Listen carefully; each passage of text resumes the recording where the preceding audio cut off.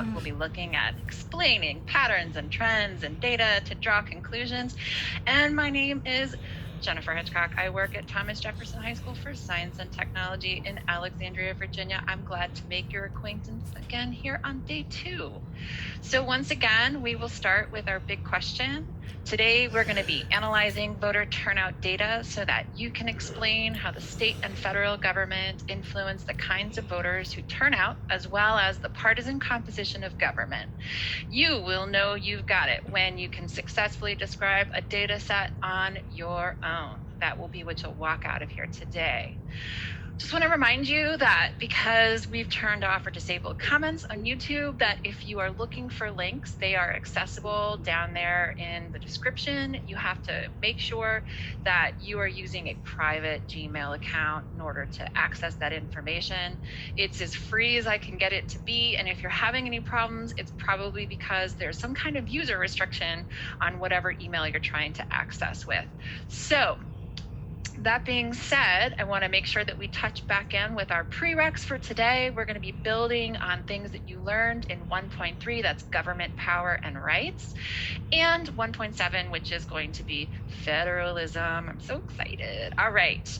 I want to review because we'll have some new viewers here today, so I just want to hit up the main points of what we talked about yesterday with structure. I'll do it again tomorrow, and then after that, I'm going to just assume that we're all good.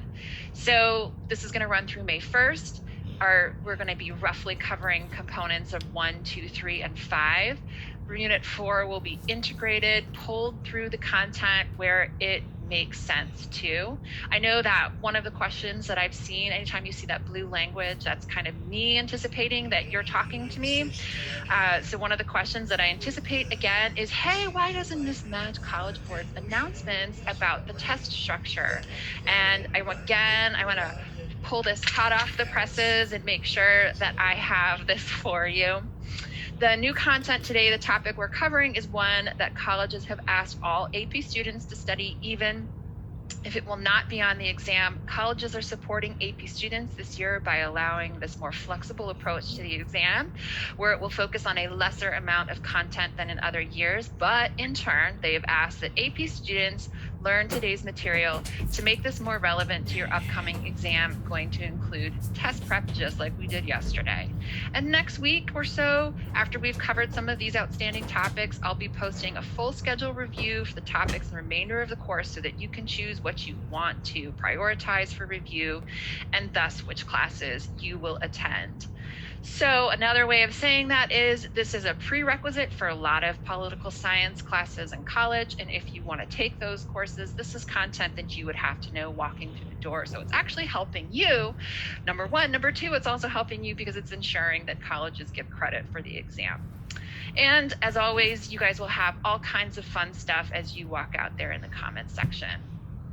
I do want to offer this up to you guys. I know that a lot of teachers reached out to me yesterday and told me that the kids had questions, that this was a really good format for them. And if you have questions and you want to try to get on the video, then that's me. I'm at LOVGOV, but please use the hashtag at AP or hashtag APLoveGov, and I will try to pull down 2 per day to answer right at the top.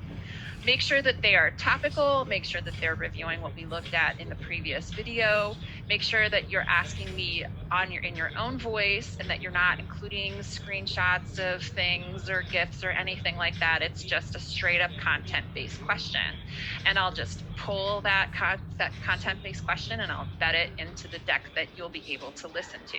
So kind of fun. And another thing that I want to just make sure that I have covered my bases here is that I know that my text decks or my slide decks are really text heavy.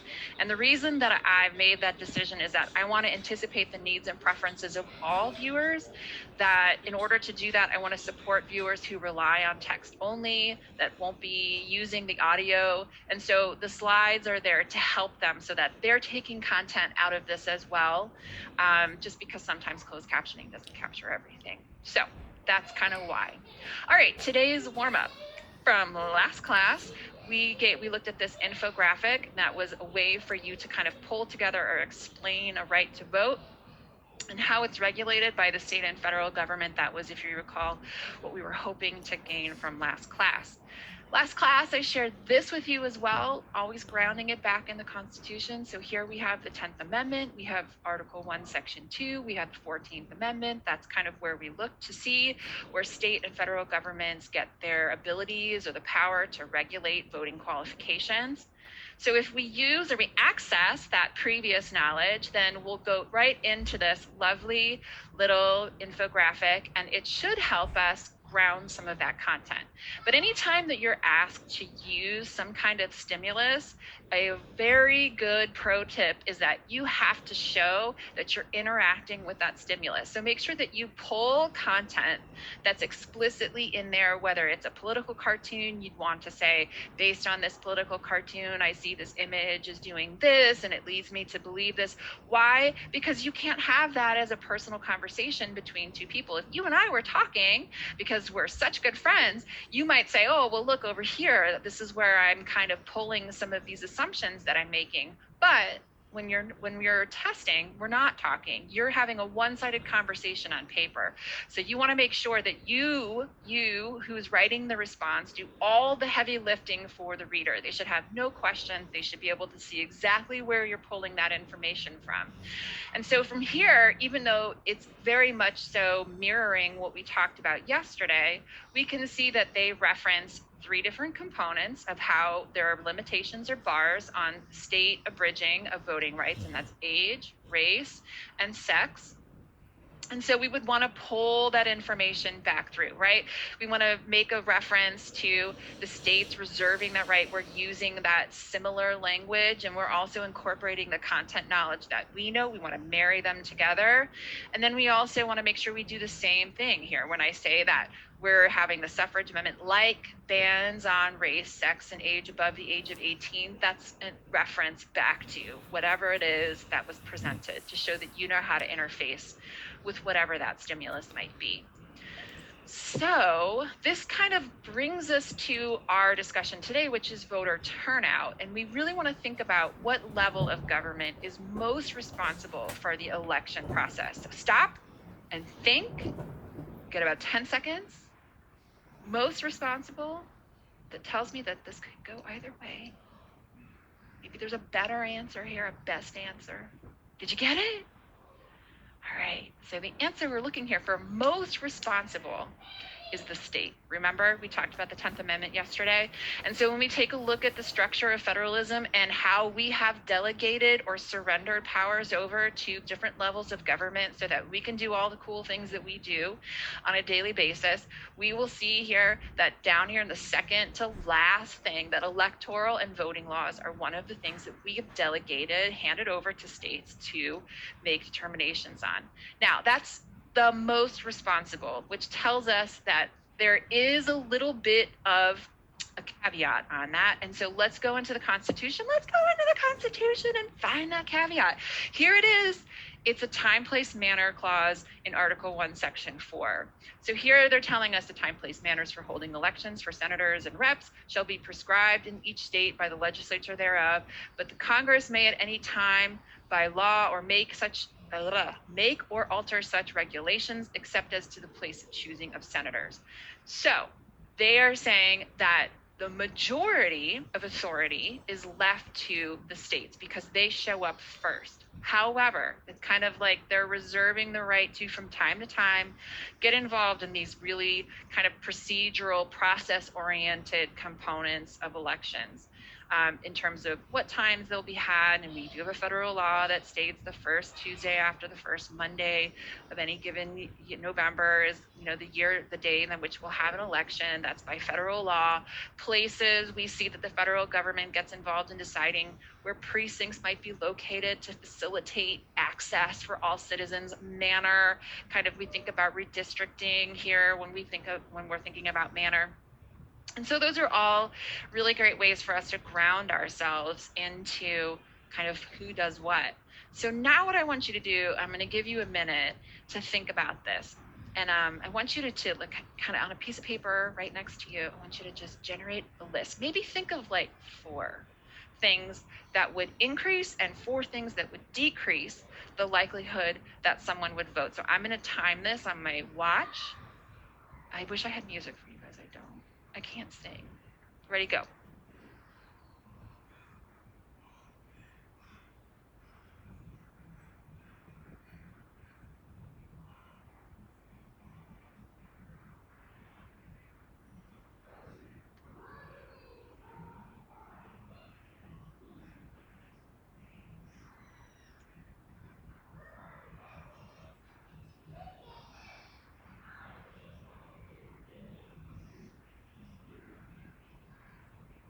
Thirty seconds.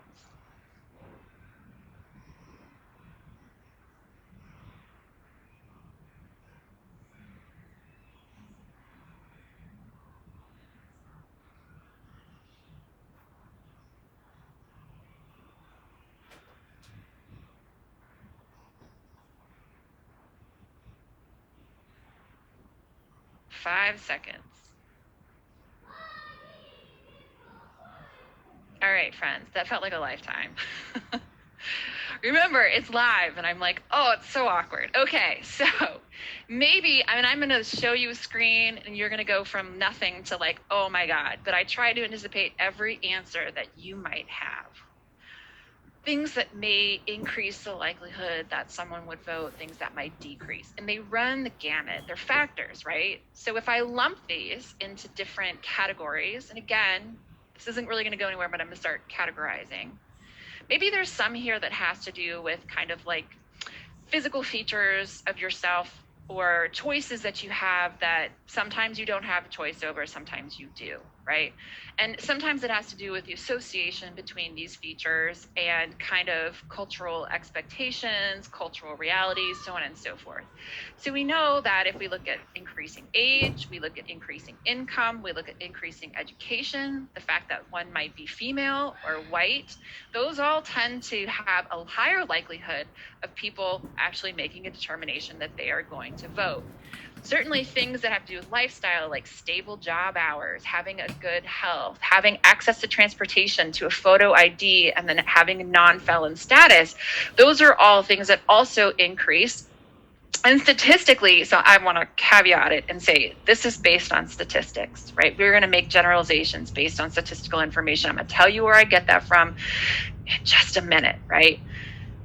The converse of that, being relatively young, being impoverished, having limited education, being male, being a person of color, working in shift work, poor health, all of those things, especially religion, because Jehovah's Witness, they choose not to vote. That's a component of their religion. Those are going to decrease the likelihood that you would vote. And again, some of it is choice. Some of it is characteristics that follow from demographic information, so on and so forth. So the next category has to do kind of like with attitudes, right? So personal attitudes. And I think that this is really kind of the fun part. I know for me as being a government teacher, this is where I think the most important thing that I as a government teacher am hired by the state to do, because I am a state employee. This has to do with political efficacy. All of these things are there trying to build up your self-esteem when it comes to thinking that you actually can change or interface with the government. Now, that doesn't mean that it's instantaneous. It could be a really long, drawn-out process. It could, depending on how committed you are to your issues, it could take a really, really long time. But a really great government class is going to create an environment in which you have structures in place that shows you how it is that you can have positive experiences attempting to influence the government. So I know that so many people around the country do things like volunteering projects that are incorporated. You guys all have your citizenship project. That's a requirement of College Board, that teachers have to have some kind of engagement with the community. What that looks like, really, it's left to your teacher to decide. But all of those things are meant to increase positive political efficacy, so that you're engaged, you're creating habits, right? That's what we're doing, is we're creating habits of engaging our community for change. So all of these things the state creates are supposed to reinforce positive experiences so that we have positive political efficacy, so that we're repeat voters, so on and so forth. The converse is true. You can also have negative experiences, but I want to focus on the positive only. So, oh my gosh, overwhelming, right? Text heavy. If you're watching this as a recorded, you can pause this. But this is an example. This is just an example. I know the first thing that you think of is like, what would it get me engaged is voting. I registered all of my seniors. We all talked about how important it was for you to vote, for you to bring positive peer pressure, to you have that +1 when you go to vote, so on and so forth. But there's so much beyond that. Things like, are you involved in a church? I mean, that's a really important component of knowing your community. And oftentimes, if you're engaged in a church, you're going to do some kind of community outreach. Those are all really important, fantastic things. I know that there are so many. I wanted to give you examples, but I also want to calm myself down and giving you specific examples. I might end up putting some of that stuff into the attached materials, because some of it has, obviously, if we're talking about advocating for your community, there's going to be a political component to that. And I want to make sure that we all kind of understand that we're not going to talk so much about politics, but more about like government structures that facilitate politics. But I do really want to point out to you, I think this is the most interesting one here down in the bottom left-hand corner. I'm directionally challenged. Brown versus Board is a great example. That's 5 Supreme Court cases that were combined into one, and one of them, coming here out of the state of Virginia, was brought by a 16-year-old girl from a place called, oh my God, now I can't think of it. Longwood. Nope. I'll get back to it. It's live. So it's down there in a town that's in central Virginia. But that 16-year-old went to a segregated school. And it's just a fantastic story. Oliver Hill. The litigant's name was Barbara. And now I have source amnesia, so I can't remember her last name, but you will all correct me and tell me how wrong I am. And that's perfectly fine. That's what you're there to do. Okay, so just some examples.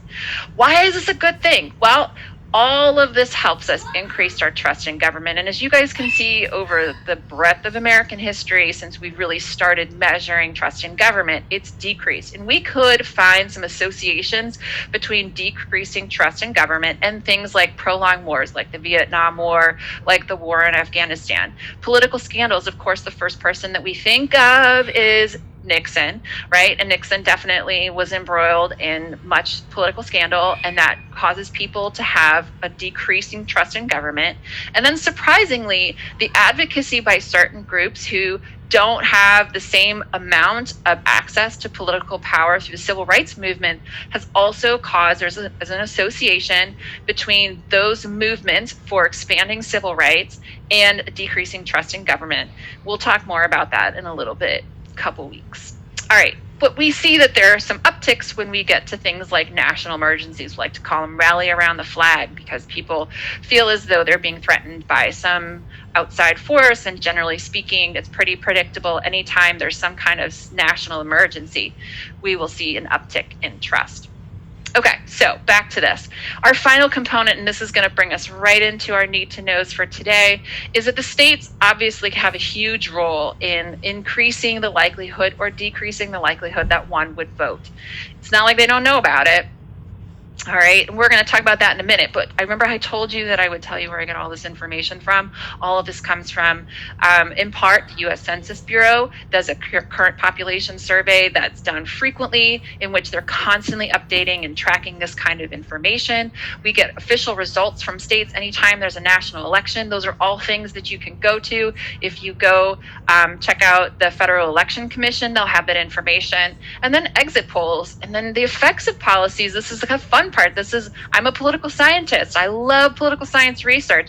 This is where we pull all of this demographic data, all of these kind of oddities, and we condense them together and we try to find relationships, and that's political science research. And that is so much fun if you like stats. Okay, so your need to knows. Look, let's look and listen. Let's start talking about voters and states. So the first thing that I want to point out to you is that political parties are going to control state legislatures, and they have a vested interest in increasing the odds that their voting coalition performs well at the polls. You know why. Why would they want their voting coalition to perform well? Because it increases the odds that they will hold office. And that is the whole purpose, that's what we're going to talk about tomorrow. The whole purpose of political parties is to maintain control over the elected offices. So they do have a tendency to change election law that's going to disproportionately kind of politically benefit one party over the other. Why can I say that is kind of factually accurate? The reason is that you want to make sure that your voting coalition shows up to vote and does well. So by changing the way in which we regulate election law, we have that effect. Things like voter IDs. I know that voter IDs show up at almost every classroom as a really interesting place to talk about the effect that states have on voter turnout. Reason being is because there is an association between photo IDs and decreasing voter representation and voter turnout for minoritized communities. Now, there is a valid reason that's been presented to the Supreme Court, and the Supreme Court thus far has accepted it, which is there's a concern over the sanctity of electoral results, that we would have voter fraud. This is an ongoing political intrigue that is rooted in trying to make sure it's a core component of representation in America. But it's not just voter IDs that have these impacts. Things that I think we kind of take for granted and we just accept, like registration. Registration is going to have an impact in making a determination of who can and who cannot vote. Oftentimes you have to have established citizenship, being in a state for a certain period of time. Even the simple act of poll book purges. This was a huge component of the 2018 elections in Georgia, where the Secretary of State was running for governor against Stacey Abrams, and the Secretary of State ran some poll book purges that got him he got criticized over it because of the disproportionate reporting of how it was impacting minoritized communities. Now, again, he made the argument that this was something that was important to make sure that we don't have people voting twice, to make sure that the sanctity of the elections are there. But we have to recognize that whatever those arguments might be, justified on either side, that there is an impact on how our election results come back. And so for that reason, because we also have a history of using things like grandfather clauses and literacy tests and poll taxes as a way to circumvent bars on preventing Black people from voting, we should recognize that these kinds of things, we have like a history, right? There's a little bit of a history there. So we're going to come to the door of what I think is the most radical law that has ever been passed. It's the Voting Rights Act of 1965. The Voting Rights Act of 1965 is going to radically restructure the relationship between the states and the federal government when it comes to regulating electoral law. So this is something, if you've heard people refer to states' rights, we know that that goes back to the 10th Amendment. We know that that goes back to Article 1, Section 4, where most authority has been delegated to the states. And so the federal government, using the 14th Amendment Equal Protection Clause and the 15th Amendment, is going to come in and they're going to enforce equal protection of laws so that we're not disproportionately removing Blacks and language minorities. That's going to be in the 1970s. It's an amendment to the Voting Rights Act from being able to vote. So Section 2 allows for us to challenge these things across the country. The issue is that the challenge has to happen after the law has taken place and has been enforced. Section 5 was was probably the most controversial component of the law because it allowed for you to preemptively challenge any change to election law that had the effect of diluting voting strength for minoritized communities. And that preclearance, that legal action happened before the law was actually enforceable. So it was the Department of Justice kind of creeping into the affairs of state legislatures to make a determination of how they wanted elections to be regulated. And for that reason, the reason being was because we had this historical, association with keeping Blacks and language minorities from voting through election law. In 2015, the component of the Voting Rights Act that created or that determined which states had to have pre-clearance was removed in 2015 because, and this is according to Chief Justice John Roberts, the conditions that originally justified these measures no longer characterize voting in the covered jurisdictions. And those covered jurisdictions were 6 southern states: Alabama, Mississippi, Georgia, parts of North Carolina. It was about 60% North Carolina.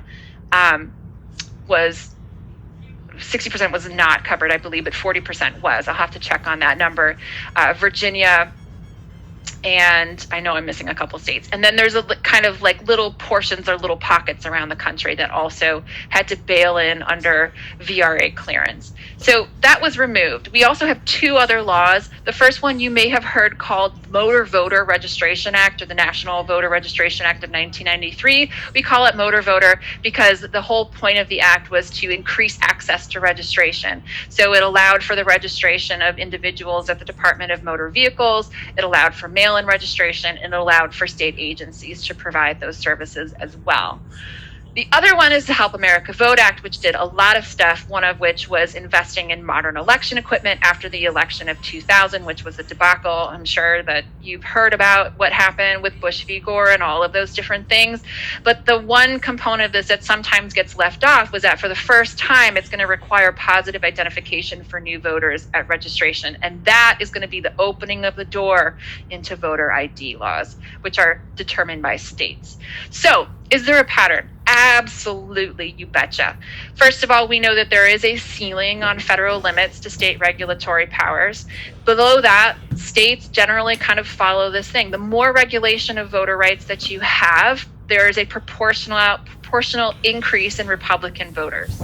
The less regulation you have on voter rights, the earlier that they can vote, the earlier that they can register, the longer that election days are open, early voting, all of those things, you will see proportionally more Democratic voters who will show up to vote. So that's our general pattern that we have here, right? And so the next question that I have is, have these laws impacted voting rights? And the answer is, of course they have. So I want you to kind of take 20 seconds here to get a look at this, because I want you to practice looking and seeing patterns and trends in our voting rights before I start talking about them. So give me 20 seconds.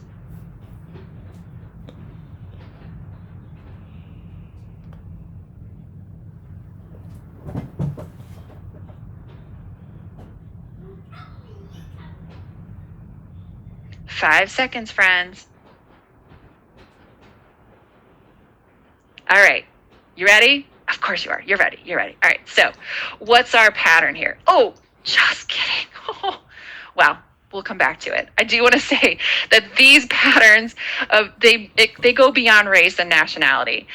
We see this when you look at other demographics as well, when you look at age, when you look at sex, when you look at religion and education. And so there is a link there that's down on the bottom in the materials for the slide 22, which takes you to a longer discussion of this that I just wanted to put out there for you to start thinking about. It's not just race.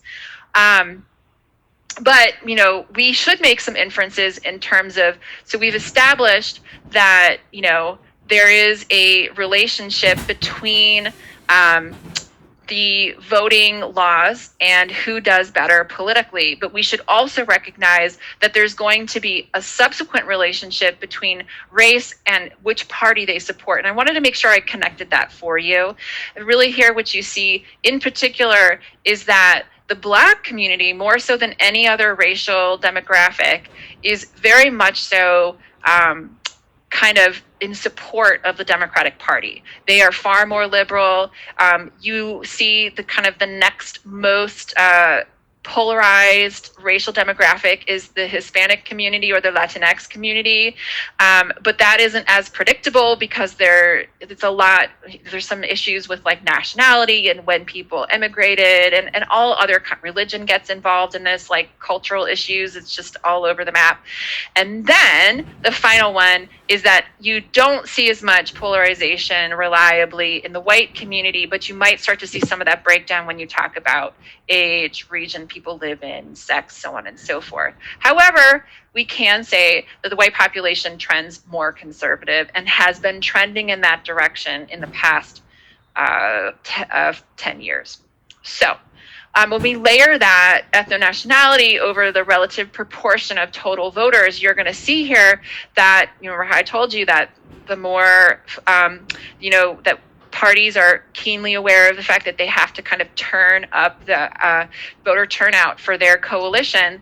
We see that in years like the year of 2012 and the year 2008, when Barack Obama won office, we see a huge turnout, a historic turnout. And this is a total proportion of the voting demographic, 12.9 and 12.1% respectively of the voter turnout was from Black non-Hispanic. So it tells us that there's a really strong, relationship here that helps us be able to understand why we can make some of the assertions that we made. All right, so parties and their voters, in order to ensure winning, parties are going to identify issues that resonate with voters. They're going to craft platforms that they're going to target political ideologies and communities. They're going to activate their base. They're going to create events with party leaders. They're going to craft messaging that motivates sympathetic learner or voters. And all of this stuff is stuff that we can talk a little bit more about tomorrow.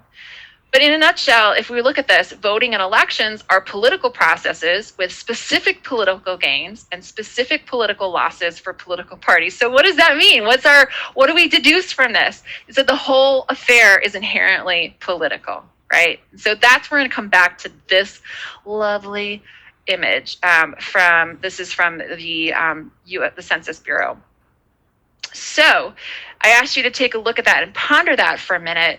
And what I want us to do is I want us to kind of sandwich this in between review of the A and B points in the quantitative FRQ, and I'm going to introduce the C point today. So first thing I'm going to do is I'm going to walk you through how I would approach this, because I want to do it, and then you're going to do this on your own, and we'll talk about it when you guys walk into class next time. So the first thing that I want to say is sometimes when I see students working on a time series thing like this, like a chart where you have moving data points, one mistake that I'll see is that students will link the first and the last two data points, and they'll say, okay, well that shows me kind of like a positive or negative trend across this. And that's not actually how we want to kind of connect the dots, so to say. You want to have a good fit for your data. So my rule of thumb, without getting lost in advanced statistics, is that you should see the same amount of data points above a line and below a line before you start talking about whether or not there is a negative or positive association. And so I've tried to do that, which if you look at this, that might be curious, particularly if you're looking at the trend. And of course, like I'm eyeballing it, so it's approximate. And I'm going to tell you that because you have 20 minutes to work with this, you're going to have to eyeball it. We could come up with a far more mathematically accurate kind of slope association. We could get super technical, but you have 20 minutes. And so let's just work on eyeballing it for the sake of, for the purposes of this test. So what I'm going to do is I'm going to kind of split the difference between those two things, and you'll see the dark blue line that is going to be our Black non-Hispanic voting rates. It doesn't end at 59.6, which again, sometimes I see that with my students is they're like, oh, okay, well, I should just string the last two together. I try to split the difference to get the same amount of things above and below that line so that I could get a better fit and try to see what my trend is. So that's my big brain moment for you. All my kids back at TJ are probably just so happy right now because I use their terminology, right? You just want to get a really good fit. All right, so here's our answer. Here's our attempt at A and B. So we're using the data presented in the chart. We want to identify the demographic that has the highest voter turnout rate in 2012. It's relatively easy to do, right? If you take a look at this, we're just looking for which one comes out on top in 2012. I'm looking across. I'm seeing that it is Black non-Hispanic at 66.6%. That's 2012. Again, why are we doing this? They want to make sure that you can interface with the data. Why do I need to give some numerical data? Because again, who's doing all the heavy lifting? the person writing the response, not the person who's reading the response. You have to prove to the person who's reading that you know everything, because I know that you do. All right, so it's 2.5% higher than the next demographic. Now that's just me flexing, right? That's just me being like, look, I can really read the data because I subtracted. Yes, that's flexing. All right, so the next component, describe a trend in the data found in voting rates by race and Hispanic origin. So I'm going to flip back here for a minute. We're looking at trends, right? Again, we already talked about trends when we kind of tried to find a good fit, a line of good fit.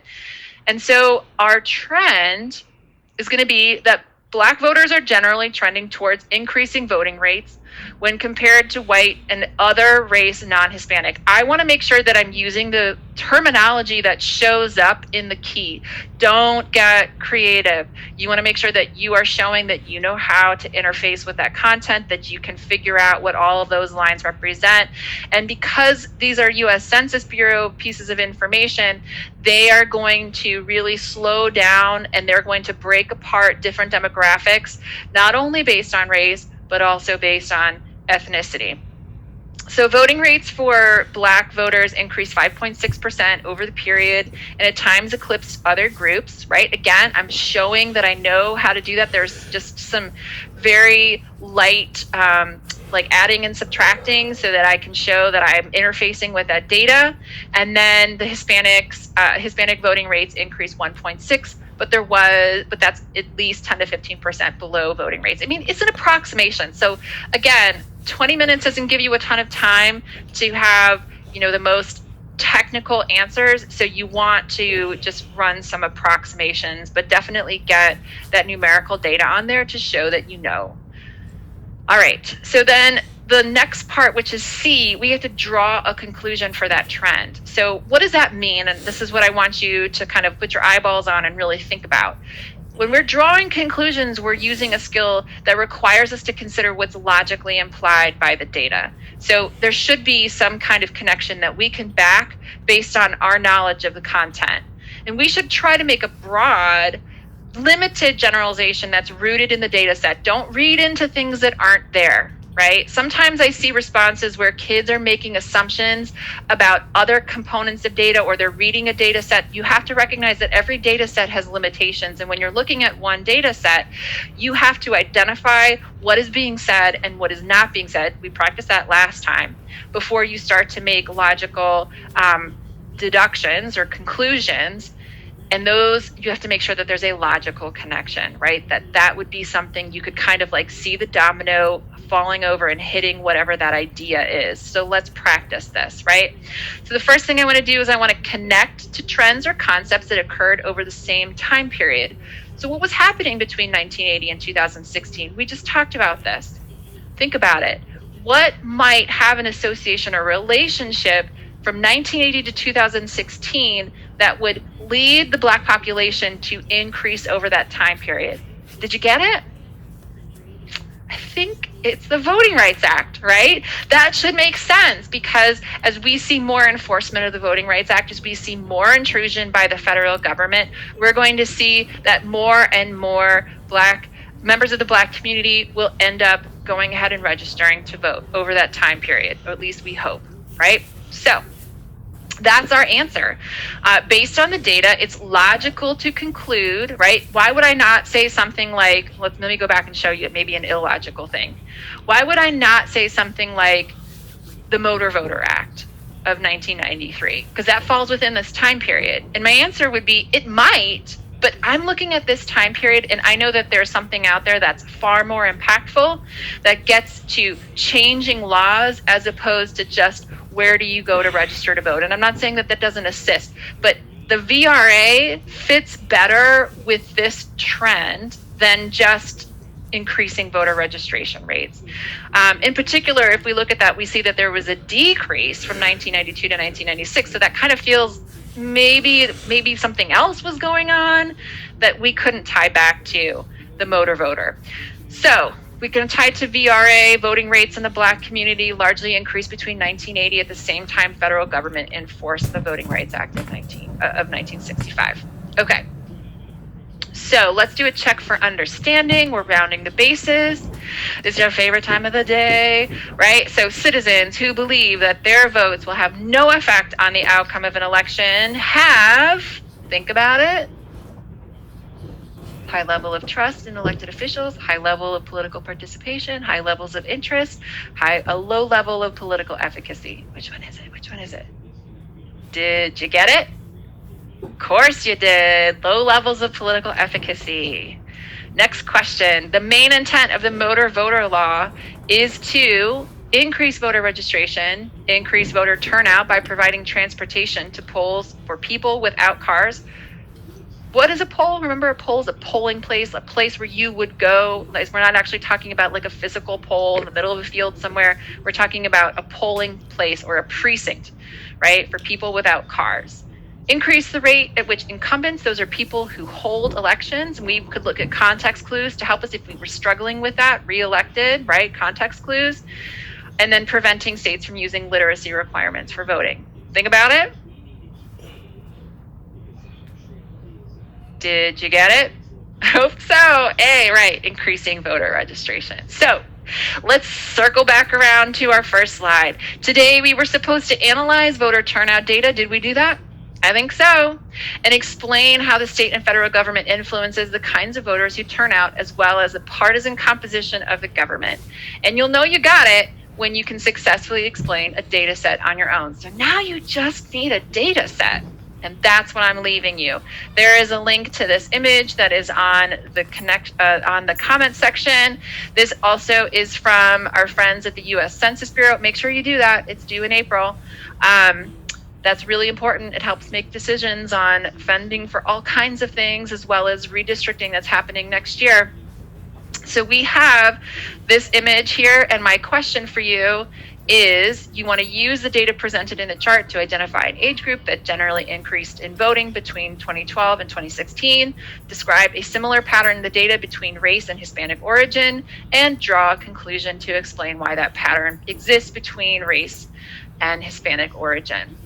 All right, so some additional suggestions. Many of you probably have already done this, but you might want to think about heading on over to any of these three. They're linked in the comments section to take these quizzes. Some of them are longer than others. Some of them have interesting questions, but it's really going to help you make a connection between party affiliation and political ideology, which are totally different things. And we're going to talk about that next class, I promise. So the final thing that I want to leave you with before I say goodbye and show you my sources here is that College Board recognizes that students are having a hard time getting access to the internet and to devices. And we really want to make sure that we have solutions to help students get what they need for their best work. We want everyone to have a fair shot. So if you need tools or connectivity or know somebody who does, please reach out to us at this URL, cb.org/tech, and give us some feedback so that we can try to help you out to the best of our ability. Really important, making sure that all learners are getting a fair shot.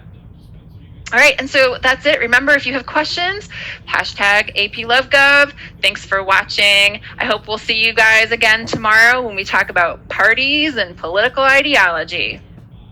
Bye.